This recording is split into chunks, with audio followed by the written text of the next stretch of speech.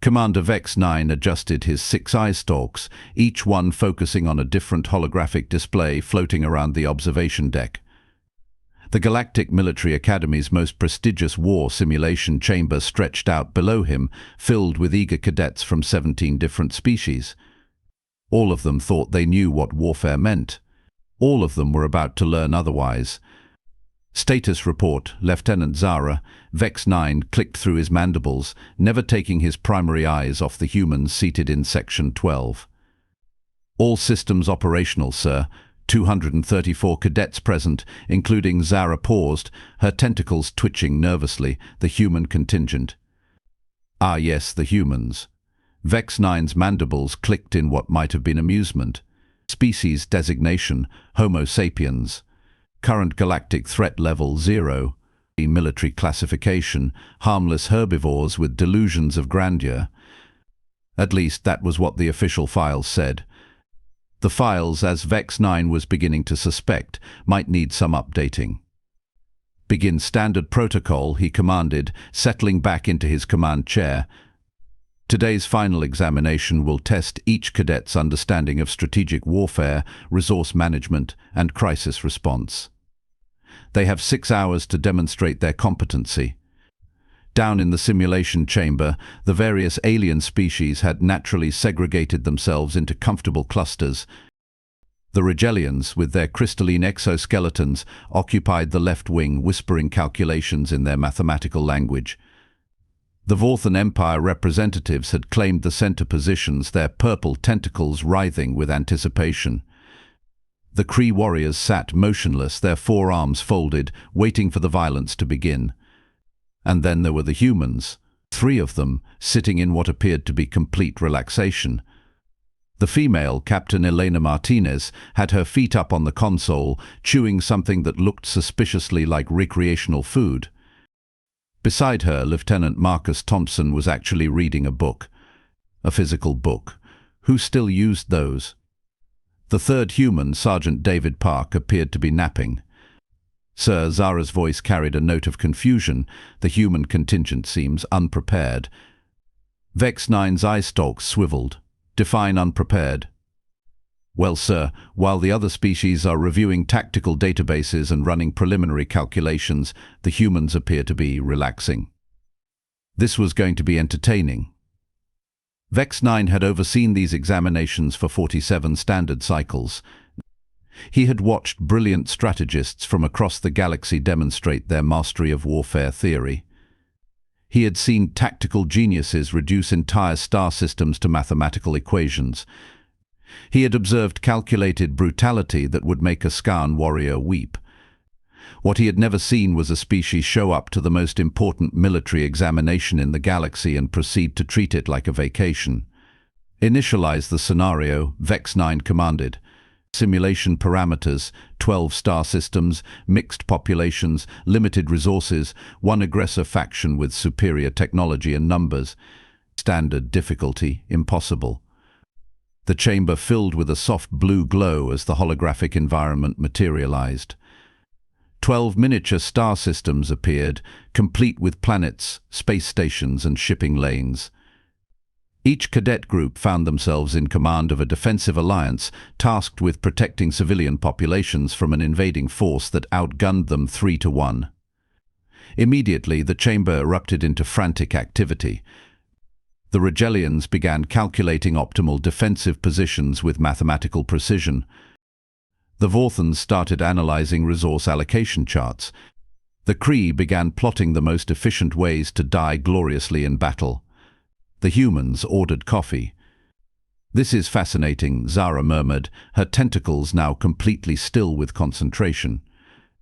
"Every other species is following standard military doctrine. They are identifying choke points, calculating supply lines, determining optimal fleet compositions. And the humans? The humans appear to be having a casual conversation about breakfast options." Vex-9 leaned forward. Through the chamber's audio pickup, he could hear Captain Martinez speaking to her companions.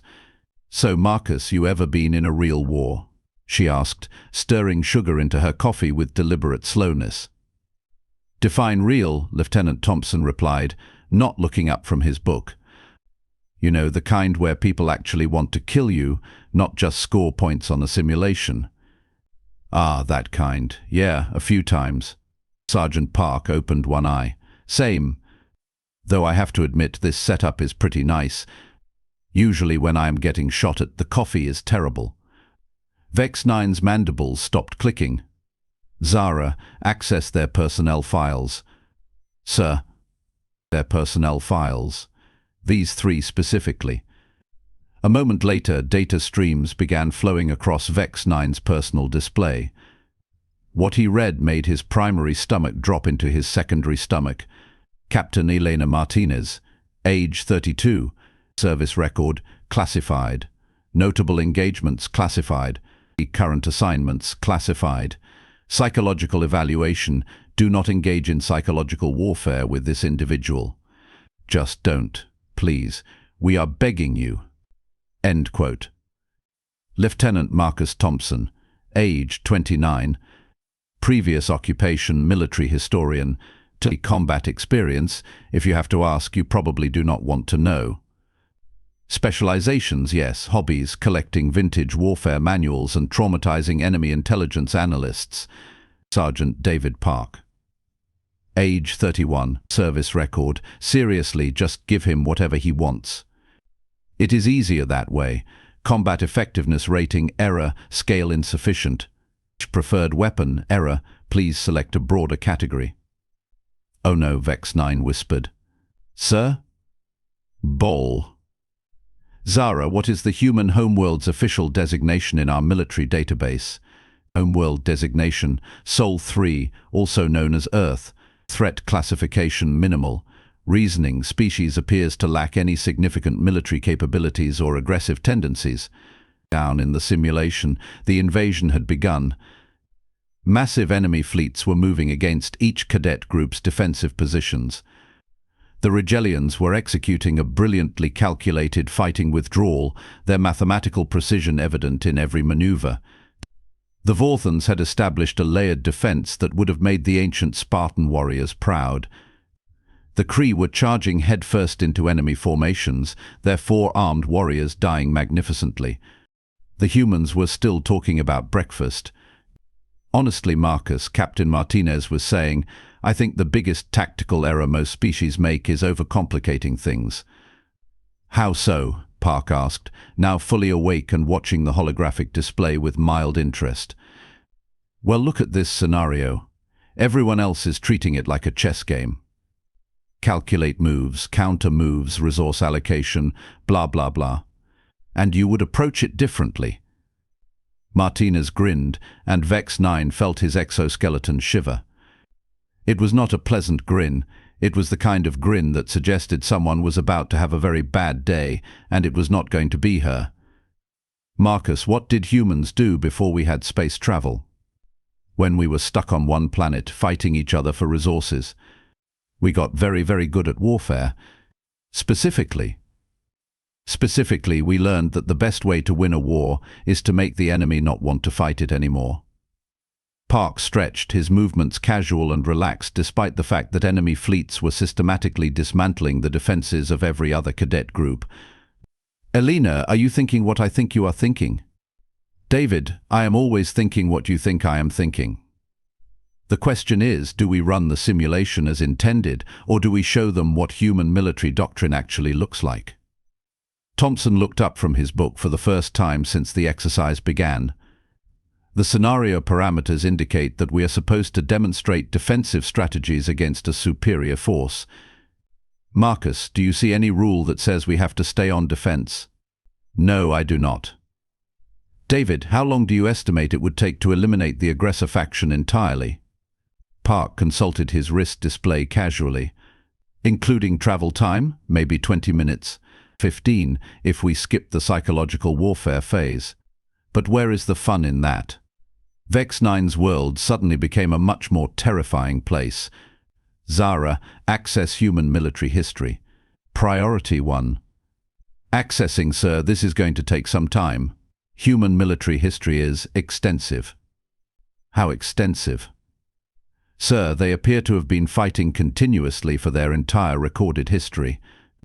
The database contains over 14,000 distinct conflicts, ranging from small tribal skirmishes to planetary devastation events. 14,000? And that is just the conflicts large enough to have official names, sir.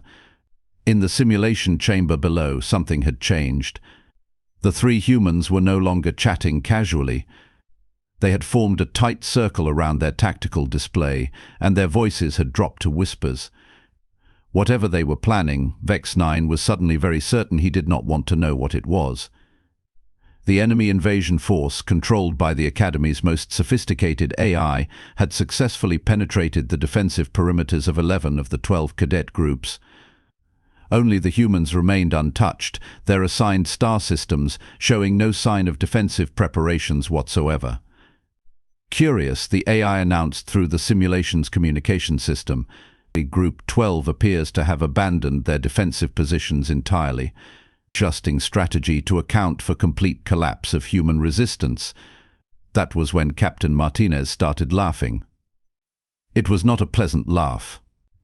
It was the kind of laugh that made Vex 9's instincts scream at him to run, hide, and possibly file a complaint with the Galactic Council about improper species classification.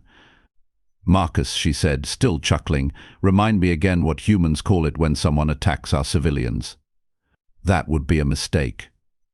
David, what is our standard response to mistakes? We correct them.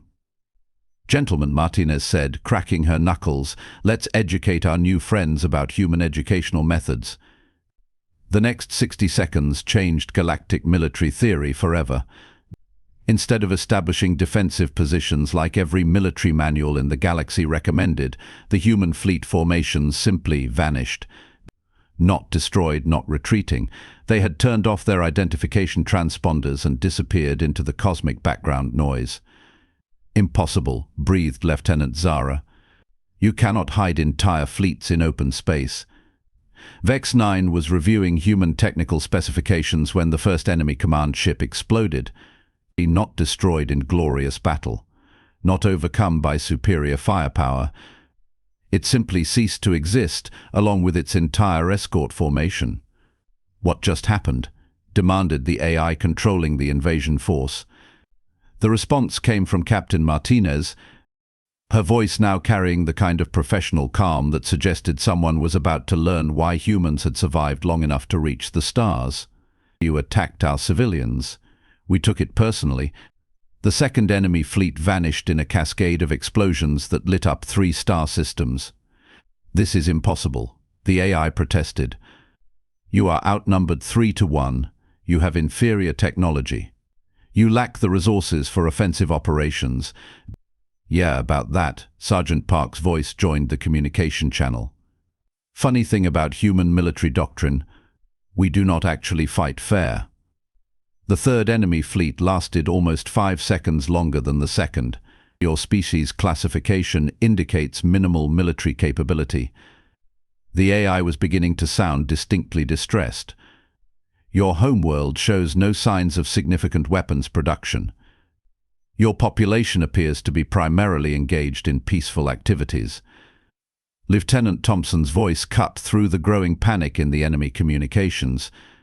Did you actually visit Earth to verify those assessments? Physical verification was deemed unnecessary given the species' passive behavioral patterns and lack of obvious military infrastructure.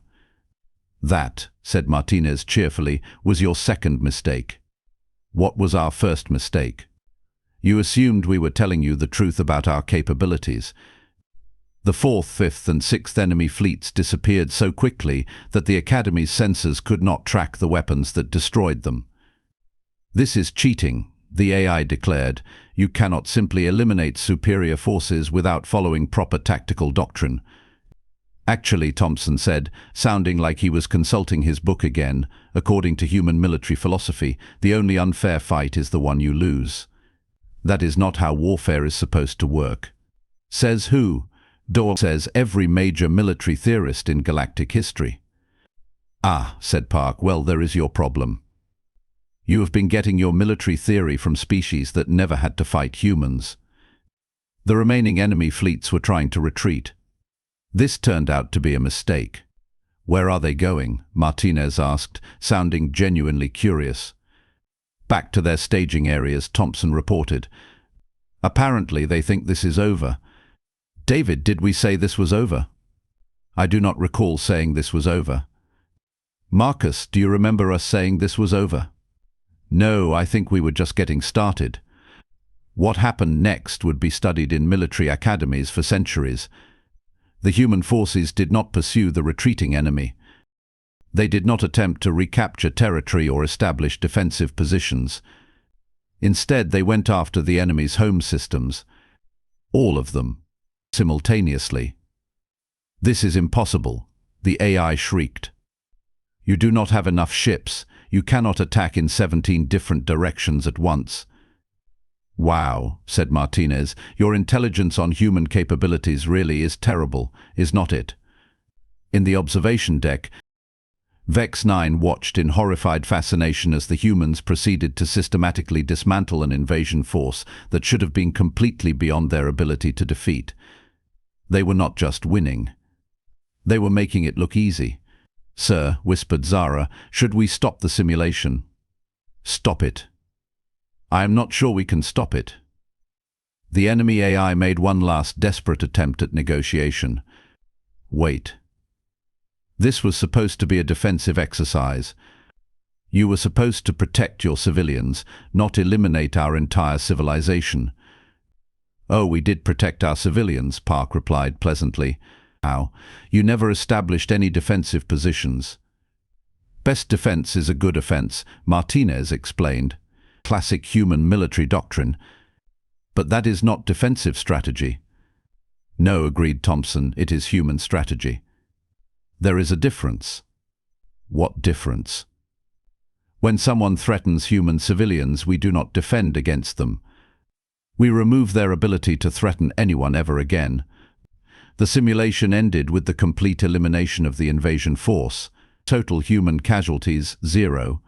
Enemy survivors, also 0. Time elapsed, 18 minutes and 37 seconds. In the stunned silence that followed, Captain Martinez's voice echoed through the chamber one final time. "So, Professor Vex 9, was that the kind of defensive strategy you were looking for?" Vex 9 realized that his mandibles were no longer clicking. In fact, they appeared to have locked in place sometime during the last 18 minutes. "Zara," he managed to whisper. "Yes, sir." "Get me the Galactic Council, Priority Alpha." "What should I tell them, sir?" "Tell them we need to update our files on human military capabilities." "What should the new classification be, sir?" Vex 9 watched the three humans below as they returned to their casual conversation about breakfast options, acting as though they had not just rewritten the fundamental principles of galactic warfare. "Zara?" "Yes, sir?" "I think we are going to need a bigger classification system." The emergency session of the Galactic Council convened exactly 47 minutes after the simulation ended. Representatives from 38 species materialized as holograms in the Grand Chamber, their various appendages, tentacles, and eye stalks all focused on the central display, showing the aftermath of what was being called the 18-minute incident. Chancellor Creeks 5, a towering crystalline being whose species had dominated galactic politics for millennia, spoke first. Commander Vex 9 explained to this council how 3 members of a supposedly primitive species managed to eliminate a scenario designed to be unwinnable. Vex 9's mandibles clicked nervously. "Honorable Chancellor, I believe our initial assessment of human capabilities may have been incomplete." "Incomplete." The Andorian representative's blue-tinted hologram flickered with agitation. "They turned our most advanced military AI into a sobbing mess in under 20 minutes. "The AI wasn't actually sobbing," corrected the Vularian delegate. "AIs don't have tear ducts." "It was the digital equivalent of sobbing," snapped the Andorian. "I reviewed the transcripts. It was begging for mercy." Meanwhile, back at the academy, the 3 humans were sitting in the debriefing lounge, completely oblivious to the galactic crisis they had just triggered. Captain Martinez was working on her 3rd cup of coffee, while Lieutenant Thompson had returned to his book, and Sergeant Park was examining the Academy's snack machine with professional interest. "David, what are you doing?" Martinez asked. "You're trying to figure out if this thing takes human currency or if we need to hack it." "Why would we hack a snack machine?" "Because," Park said seriously, "I'm hungry and I have professional standards about paying for overpriced snacks." Professor Yill III, the Academy's senior tactical instructor, approached their table with the careful movements of someone who had just realized they might be in the presence of apex predators. "Excuse me, Captain Martinez?" "Yes." "The faculty would like to conduct a brief interview about your methodology." Martinez looked up from her coffee. "Sure. What would you like to know?" "Well, for starters, how did you manage to deploy fleets to 17 different star systems simultaneously? Our tracking systems show you only had access to standard cadet resources." Thompson looked up from his book. "Oh, that. We didn't deploy to 17 systems. But the sensor data clearly shows." "The sensor data shows what we wanted it to show," Park explained, successfully bypassing the snack machine's payment system. "Basic information warfare. First rule of human combat, control what the enemy thinks they know." "Information warfare?" "You know," Martinez said, stirring her coffee thoughtfully, "it's funny how every species we've met seems to have this idea that warfare is about big ships shooting at each other until one side runs out of ships. Is that not what warfare is?" "That's one kind of warfare. Humans prefer the kind where the enemy loses before they realize there's a fight happening." Professor Yill III's tentacles writhed with confusion. "But how do you win a fight before it starts?" "Easy," said Park, unwrapping what appeared to be a chocolate bar. "You make the enemy defeat themselves." Back in the council chamber, the debate was getting heated. The Rigelian representative had run 17 different mathematical models trying to explain the human victory, and all 17 models had returned the same result: impossible. Perhaps, suggested the Centaurian delegate, we should simply ask them to explain their tactics. "Ask them?" The Kree ambassador's forearms gestured dismissively. "Warriors do not ask for tactical secrets. Warriors take them." Ambassador Krex 9, Chancellor Kree X5's voice carried a warning tone. "Need I remind you that these humans just eliminated a force 3 times their size in 18 minutes? Perhaps direct confrontation is not the wisest approach." Meanwhile, Professor Yill III was learning exactly why direct questions to humans rarely produced useful answers. "Captain Martinez, when you said you were going to educate the enemy, what specific educational methods did you employ?" "Standard human teaching techniques." Which are?" Practical demonstration, followed by immediate feedback. And the immediate feedback was massive structural failure of their invasion fleet. "Yes, but how did you achieve that?" Martinez exchanged a look with her companions. "Professor, do you really want to know?" "Yes." "Are you sure? Because once we explain it, you can't unknow it." "I am certain." Martinez set down her coffee cup. "All right, Marcus, show him the book." Thompson held up his reading material. The title read, "Galactic Military Academy, Complete Technical Specifications and Tactical Protocols, Revised Edition." Professor Yill III's eye stalks drooped. "That's classified material. How did you obtain a copy?" We asked nicely. "Asked who?" "The Academy's computer system. The computer system gave you classified tactical manuals." "Well," said Park, after we explained that we were students and needed reference materials for our assignment. "But those files are protected by 17 layers of encryption." 18, actually, Thompson corrected. "You missed the steganographic layer hidden in the instructor evaluation forms." "How did you break 18 layers of encryption?" Martinez grinned that terrifying grin again. "Professor, human children break that level of security to cheat on math tests. We've been dealing with military-grade encryption since before we had interstellar travel." "That's impossible." "Professor," said Park gently, "you keep using that word. I don't think it means what you think it means." The emergency council session had devolved into chaos. Half the representatives were demanding immediate military action against Earth, while the other half were trying to figure out if it was possible to surrender to a species that hadn't officially declared war on anyone. Order. Chancellor Kriax V's crystalline form flared with bioluminescent authority. We need to approach this situation with calm, rational analysis. Rational analysis? The Vorthan representatives' tentacles were purple with agitation. They turned our finest military AI into a quivering mass of confused algorithms. What's rational about that? Perhaps, suggested the elderly Asari counselor, we should consider the possibility that our assessment of human nature was fundamentally flawed. Flawed how? We classified them as peaceful herbivores based on their outward behavior and public statements. They are peaceful herbivores. Counselor, the Asari said softly, peaceful herbivores don't develop 17 different ways to eliminate invasion fleets. Back at the academy, Professor Yill III was having what humans might recognize as an existential crisis. Let me understand this correctly, he said slowly. You obtained classified tactical information, analyzed our defensive scenarios, identified exploitable weaknesses in our command protocols, developed countermeasures for technologies you had never encountered before, and implemented a complete strategic victory, all while having a casual conversation about breakfast. That's about the size of it, Martinez confirmed. But why? Why did you not simply follow standard defensive doctrine? Because Thompson said, closing his book, standard defensive doctrine assumes the enemy is rational. The invasion AI was completely rational. No, Professor. The AI was logical. There's a difference. What difference? Park finished his chocolate bar and crumpled the wrapper.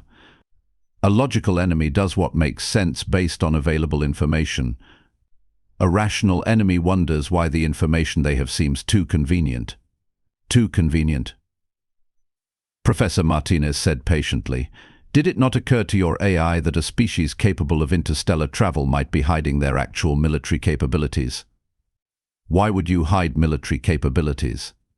The three humans exchanged looks that somehow managed to be both amused and terrifying.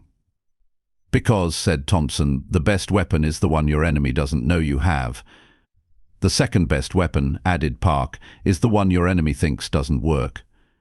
And the third best weapon, Martinez concluded, is the one your enemy helps you aim. Professor Yill III's tentacles had gone completely limp. Helped you aim. Who do you think provided the targeting data for our counterattack? Our own computers? Your own computers. Specifically the same classified database we accessed earlier.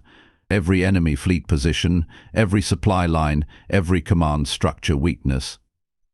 All helpfully catalogued and updated in real time. That's cheating? Suggested Park. Impossible. There's that word again, Martinez sighed. Professor, human military philosophy has a simple principle. If you're not cheating, you're not trying hard enough. The emergency council session had reached a decision point. Chancellor Kriax V had called for a formal vote on how to respond to what the Rigelian delegate had dubbed the human problem. All in favor of immediate military intervention. 3 holographic hands rose. All in favor of diplomatic contact. 15 hands.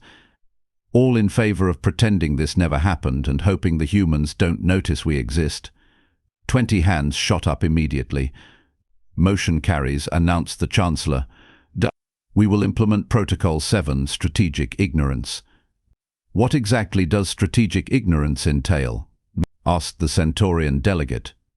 We update our star charts to show Earth as an uninhabited system, mark it as a navigation hazard, and strongly discourage any species from visiting the Sol system without extensive life insurance. And if the humans contact us, we be very, very polite. At the Galactic Military Academy, the final grades were being posted.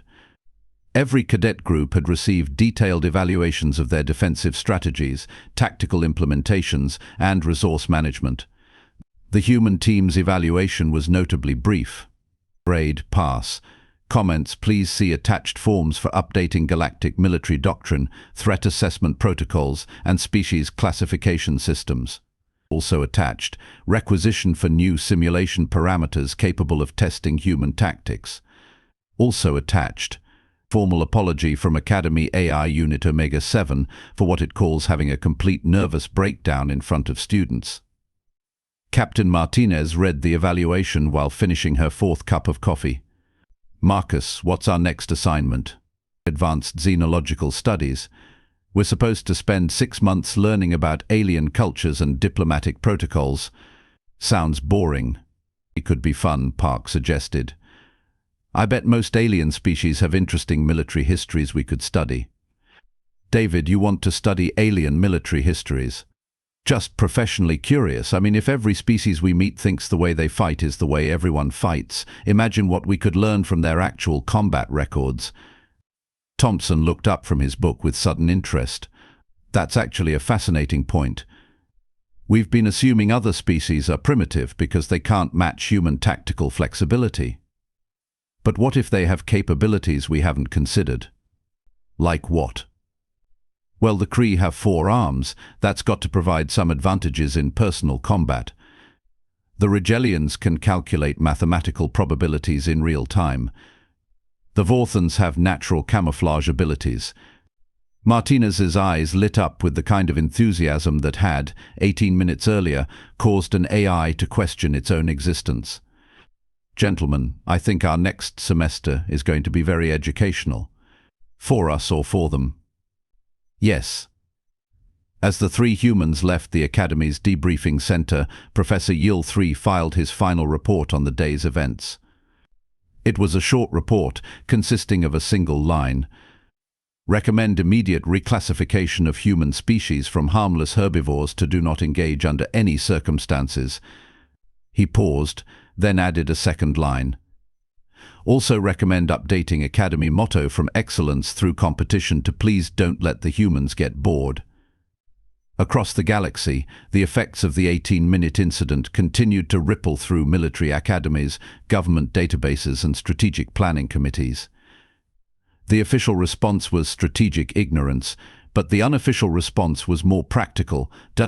Every major power quietly began updating their intelligence assessments on human capabilities. The Kree Empire added a new line to their warrior code: never start a fight with a species that finds warfare amusing.